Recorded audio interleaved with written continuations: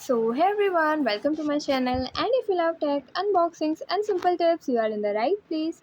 So, if your Instagram post is not showing up on your account, don't worry. In this video, I'll explain you how to fix this problem. Firstly, open the Settings app on your device, scroll down, and click on the Apps option. Now, tap on Instagram, click on Storage and Cache, tap on Clear Cache. Now, go back to the home page and open the Play Store app.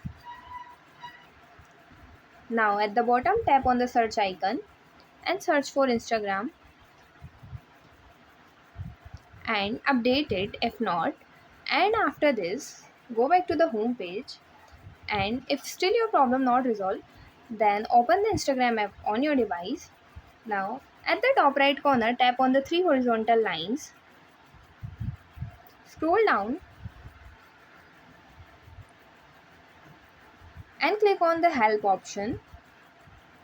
Click on report a problem, tap on report problem option, tap on include and continue. Now, here describe your problem, and after this tap on send option and wait for few hours. And yeah, that's it. And if you find the information given in the video helpful, please like the video, subscribe to the channel and press the bell icon for more updates. Thank you.